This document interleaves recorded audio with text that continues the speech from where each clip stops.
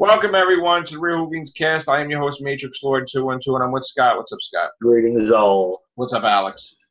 Greetings, everybody. What's up, Philip? Hello. Okay, so a lot of things with this season. See, I'm always the person that's like the hopeful person. That, it will get better. Maybe. But then I know in reality it doesn't. But I'm like, what if they just fix the finale? You want to, it would be nice. I know it's too late, but to me it's never too late.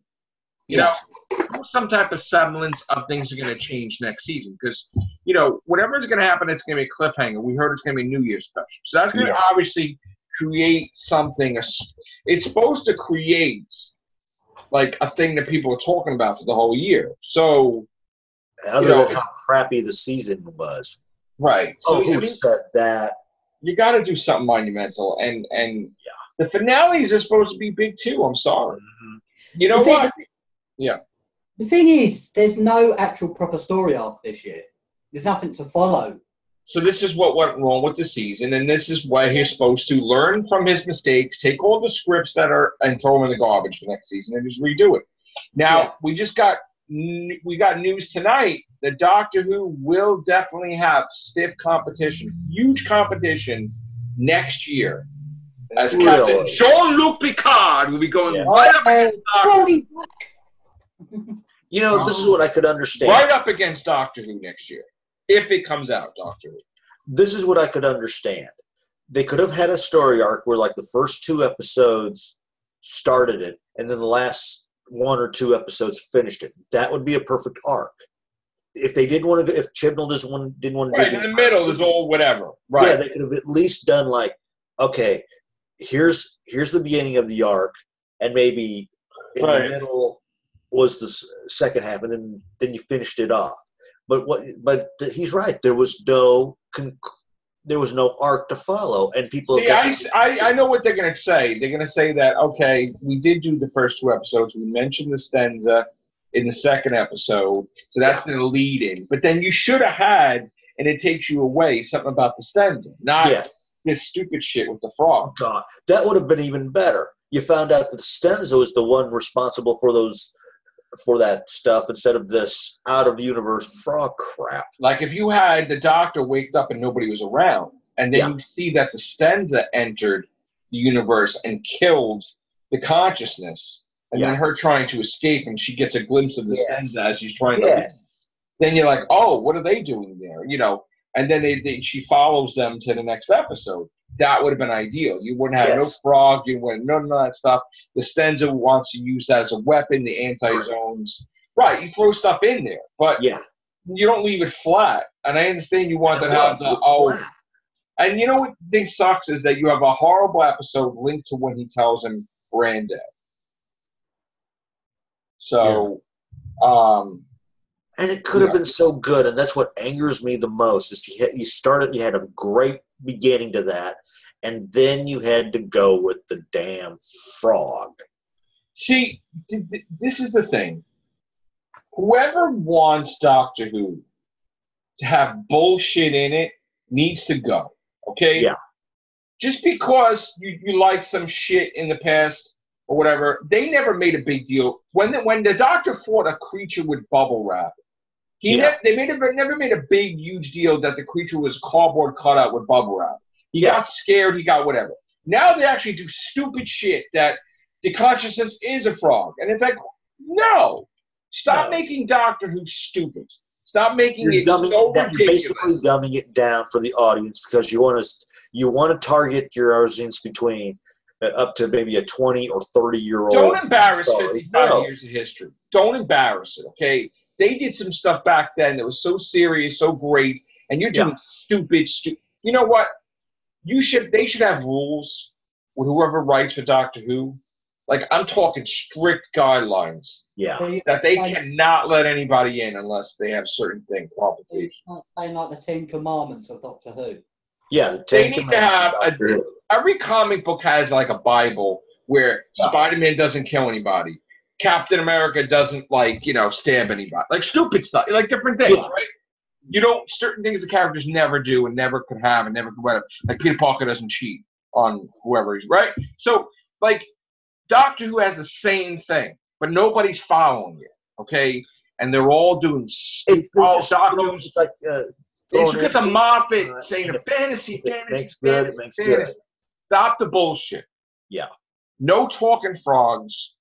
And I understand they want humor, right? If you're going to have a talking frog, then you better make it an actual species instead of this conscious garbage. No, don't even have that. But another thing, too, yes, there was humor in Doctor Who, but the humor never overtook the story. Yeah. It was little sidebars, like Tom Baker would say to us, Elizabeth Sladen or whatever. Like, not like the whole thing is funny. Was a joke. It can't be funny. You're in space. You're fighting. You're going in a dimension. You're fighting something serious. They gave her more off-Earth adventures than they did the past Doctors. This is true. Yes, they did. They gave her more off-Earth adventures than previous Doctors, and they had more episodes. Mm-hmm. The problem with what's going on now is that they kind of catered for the younger viewers, and that's what. But the younger viewers don't like that shit. Well, they don't like that. Yeah. They don't. It's like you're talking down to them. Yeah, and that's what we've got. It's like Chibnall said, let's do this for the kids rather than for the adults. That's not for the kids.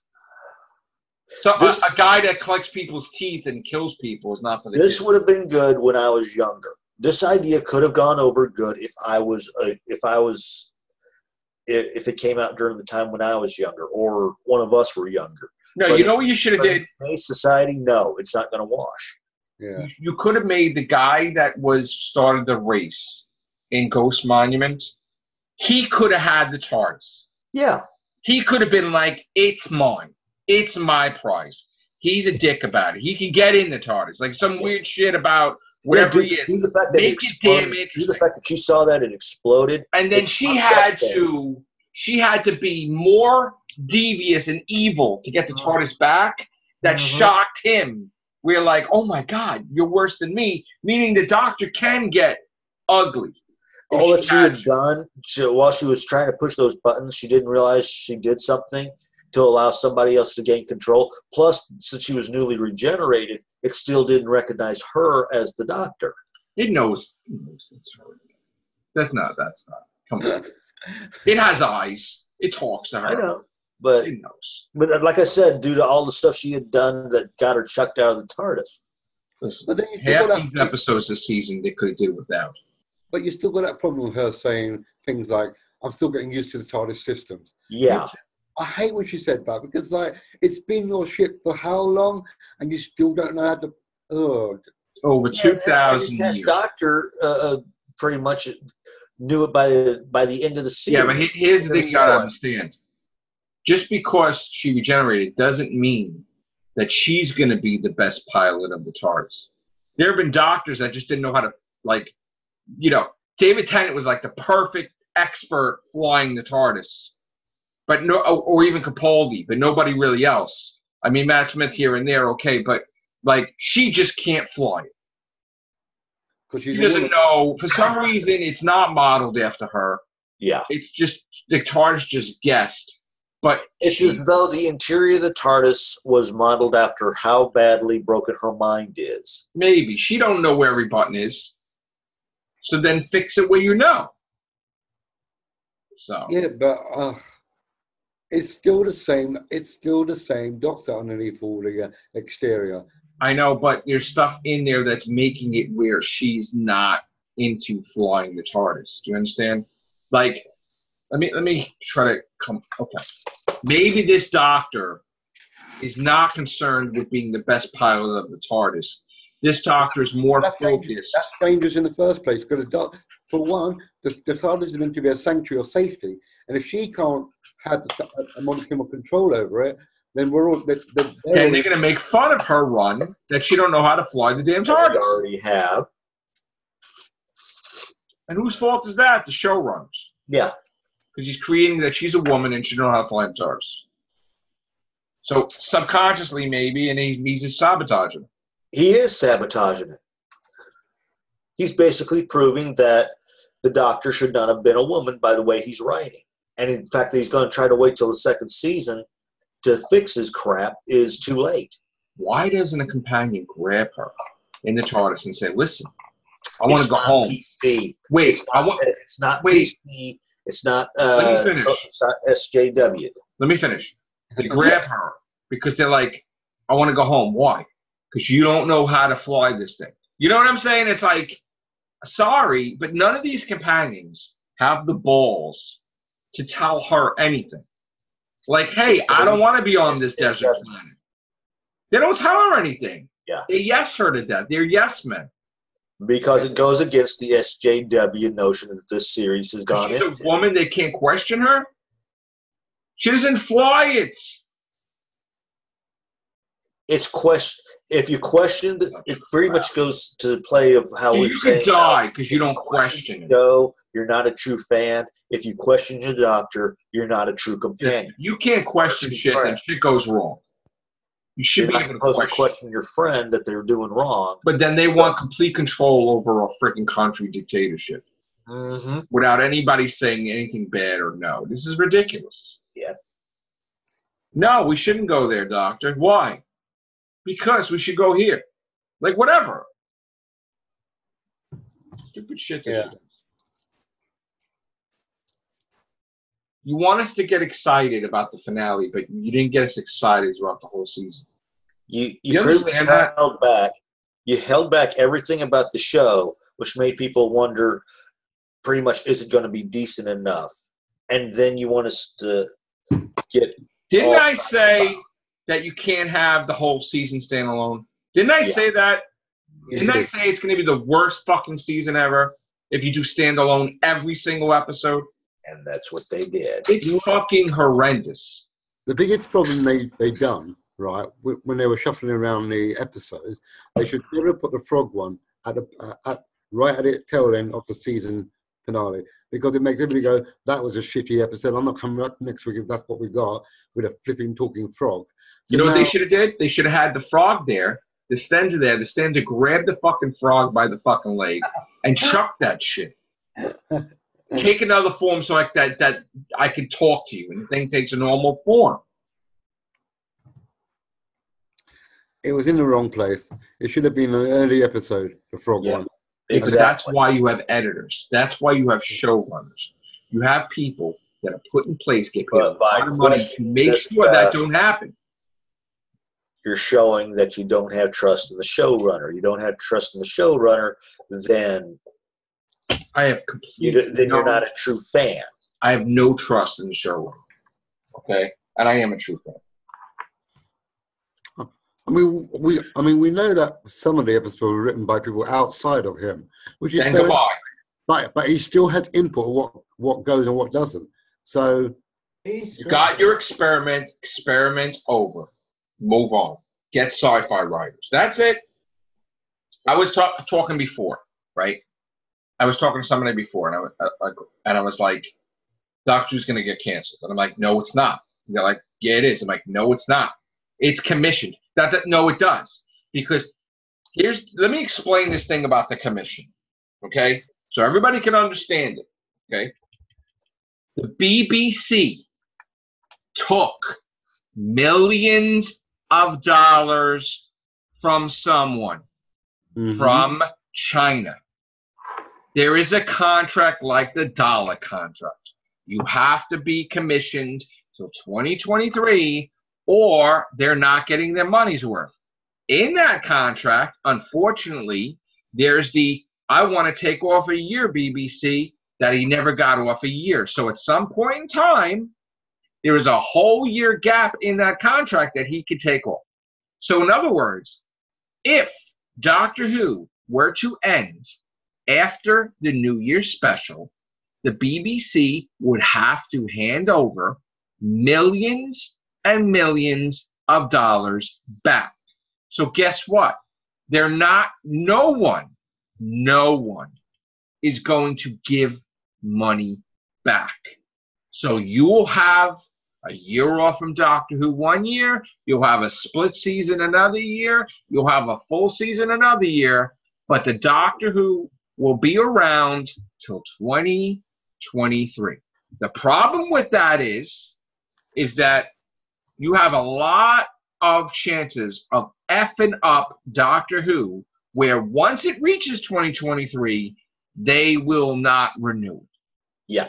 You will shatter every single thing that Russell T. Davies and Stephen Moffat built because you're an idiot. And this is exactly what's happening. Right now, we're going to say Commissioner 2023, right? Okay, I'm going to write this down now. Okay, so right now, you lost a year, right? 1, 2, 3, 4. You have 5 years. You have 5 years left, right? Yeah. 5 years left. Okay.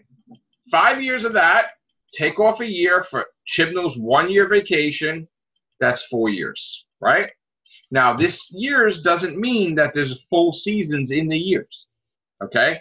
So we're gonna take off another year because it's gonna be a half a season. So you're gonna have 3 years. Okay. Here's the thing. Okay. Stop him now. Yep. Right now. If it means you have to buy out his contract.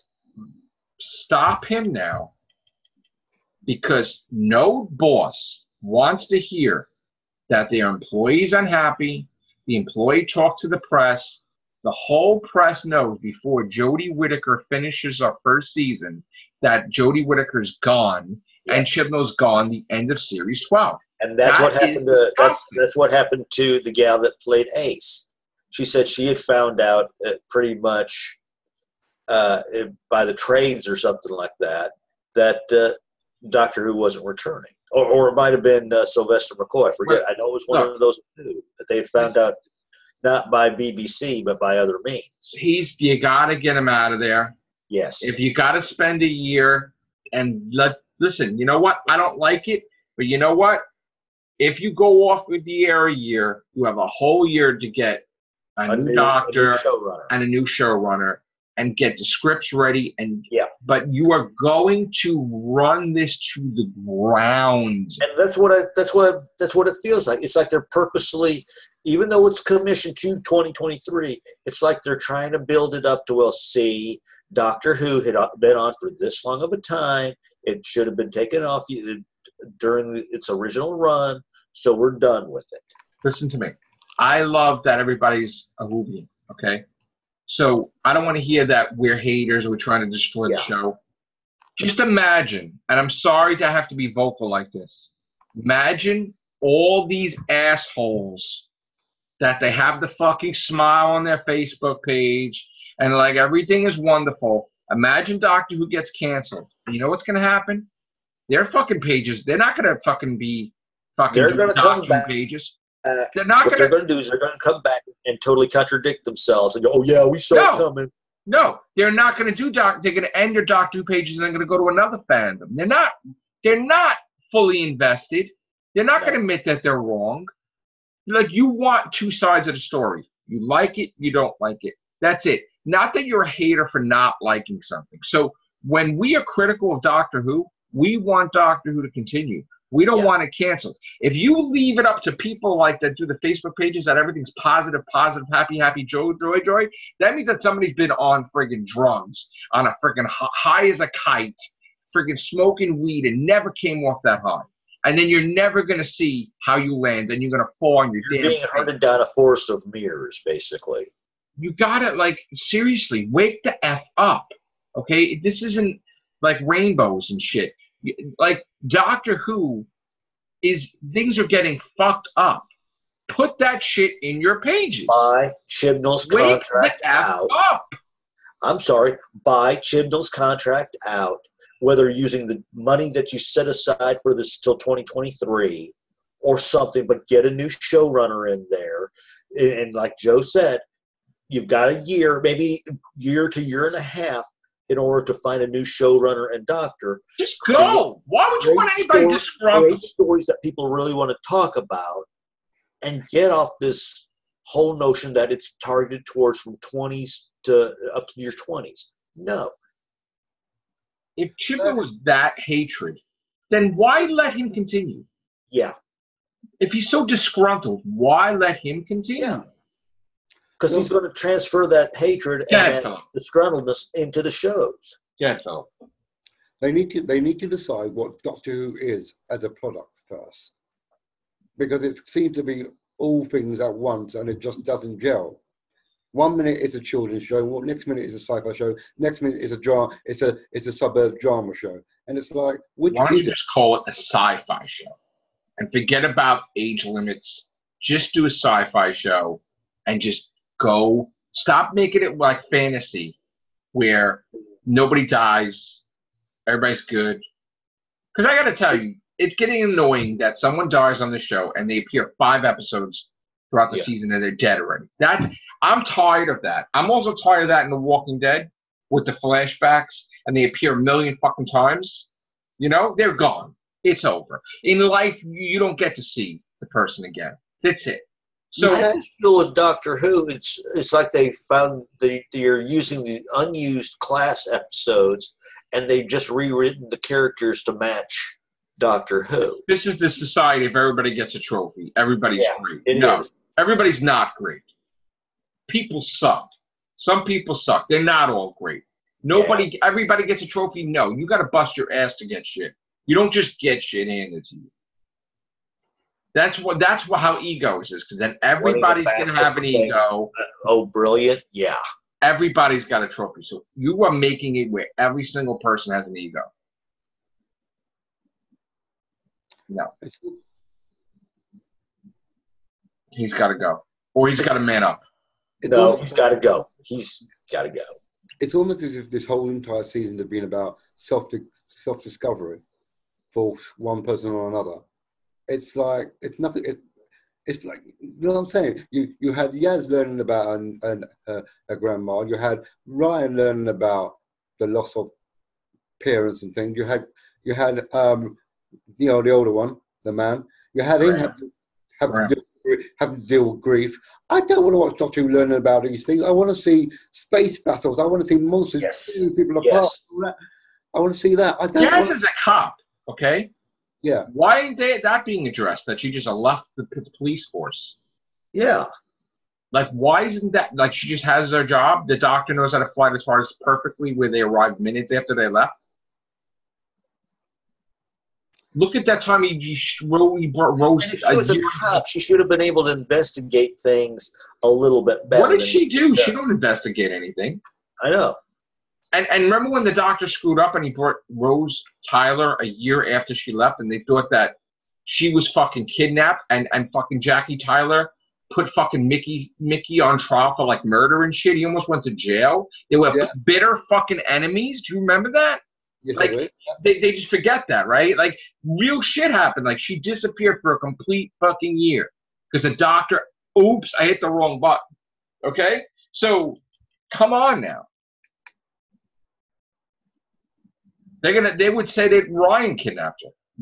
The last they saw Yaz, Ryan, they got his statement, and then she disappeared. He's responsible. It's like, seriously. That's a good point. That is a very good point you just made there. It's like, where's she gone? Even though the doctor can get her back as soon as she left, it's just the fact that, it doesn't seem, because look at the way the doctor's saying she can't really control the ship. Right, and remember that time when they tried to get somewhere? How many times was it? 11 times or 12 times? They tried to get somewhere before they got to Rosa Parks. The TARDIS brought them to Rosa Parks. Okay, well, she tried to get them home. The TARDIS brought her there, and the TARDIS wouldn't let her leave because she needed to fix that. So. It's just slightly inconsistent sometimes. Sometimes? Okay, all the time then. Which proved my point with Rosa Parks is that they were doing things where trying to have the doctor spark the interest of female interests. Before Doctor had the TARDIS shuffle thing, before fucking CD thing had the shuffle. Yeah. Remember that? What was that? What thing was called? And it go anywhere like it's randomizer. Randomizer, yeah. Yes. Right. Oh yeah. Yeah, with the Black Guardian and all that. Right. It was already screwed up as it is. Then you notice how all the CD players that were invented, they had the shuffle on it. Yeah. Listen, They. You know what, Chibnall? I know, we said a lot of hard stuff to you, dude. Take the scripts and throw them in the garbage Yes. for next year. Get some sci-fi writers. Have a real writer. Talk to Neil Gaiman.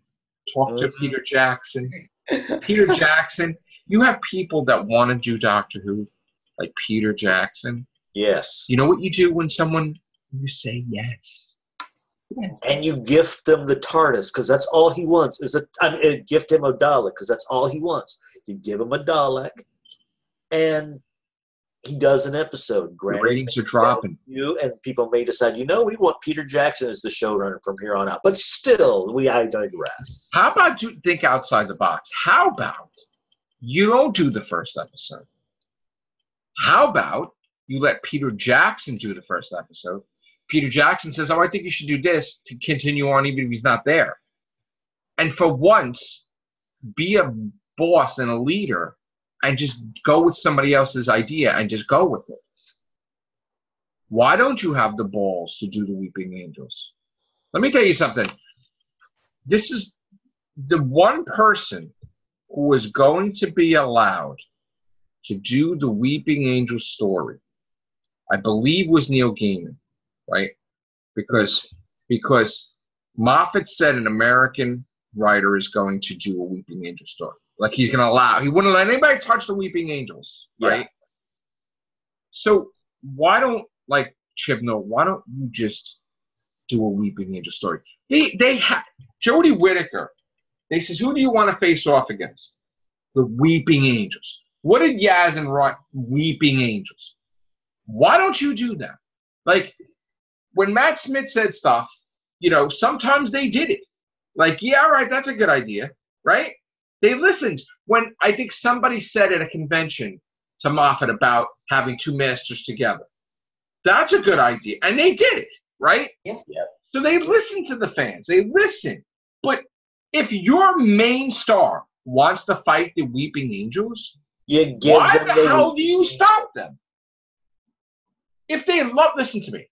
If they love the character, they have that passion. You know how great she would be if she's fighting somebody she wants to fight? Look at Capaldi with the Mondasian Cybermen. Yes. He was dying to fight them, right? He was fantastic. Do that.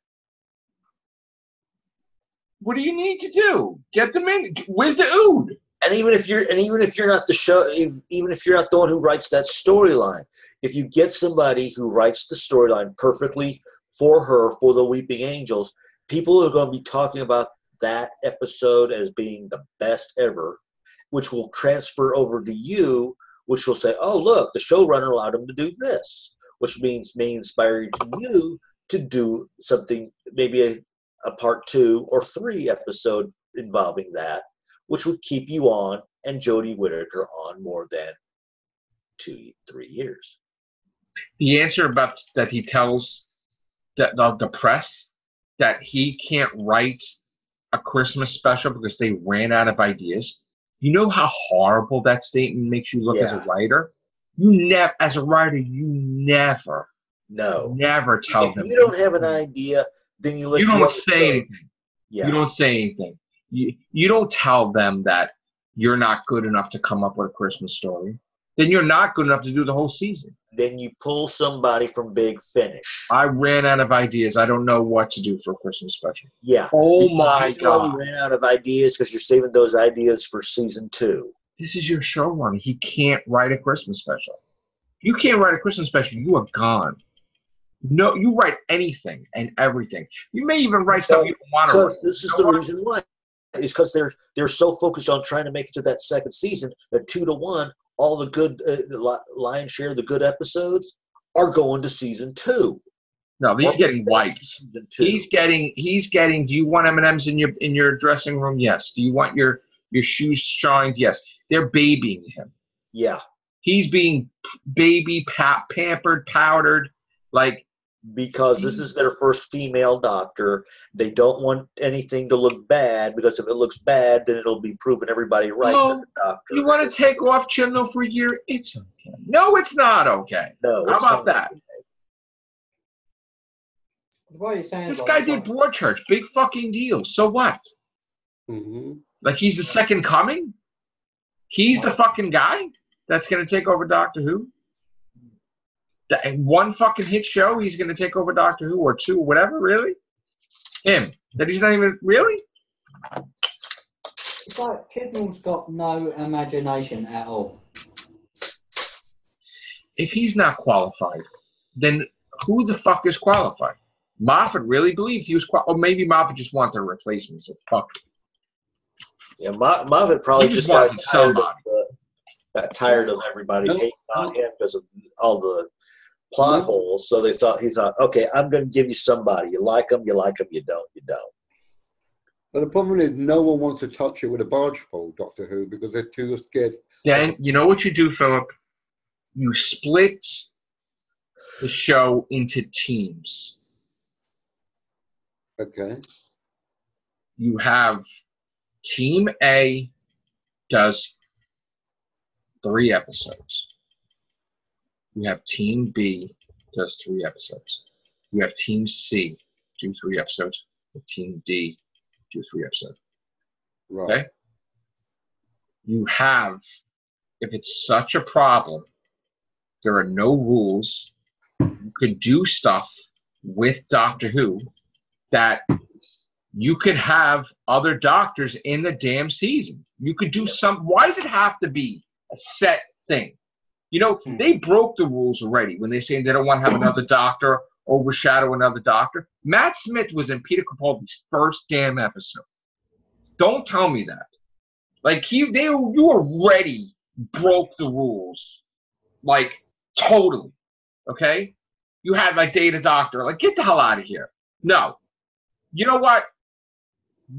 If this is going to be a problem, you split it into 4 teams, and you work it out where it's such a fine-oiled machine that, and then this is what you do. Like, you get Jodie Whittaker will be with Team A, right? Then what you do, Team B, you have, it could be a story that has to involve the past doctors that connects with Jodie Whittaker's doctor. Well, they did that in the comics. No, but they could do. Listen, they did audios and that all the masters, multi-master story. Listen, you could craft some type of story that at the end of episode 3, the Time Lords or something happens, and she has to. The Time Lords allow her to degenerate into a previous doctor to take care of some big thing that they need the doctor to look like that and act like that. The Weeping Angels are going to destroy the universe. She's got to become the 11th Doctor. He's got to save the ponds. He's got to do this. And then the doctor goes to turn back, and it doesn't turn back into her. It turns back into David Tennant. And then David Tennant has to solve something with River Song and do an episode with Donna Noble, because Donna Noble has friggin' regeneration energy. It's like a whole thing. Okay, and then if she goes to reproduce, then the kids are going to have regeneration energy, then all humans are going to have regeneration energy, and they're going to have all new Time Lords in the future that are not even Time Lords. So that's a whole thing too. Okay? That's what you do. You do crazy stuff. But you want to have a full season of Doctor Who, 13 episodes plus a damn Christmas special. 14.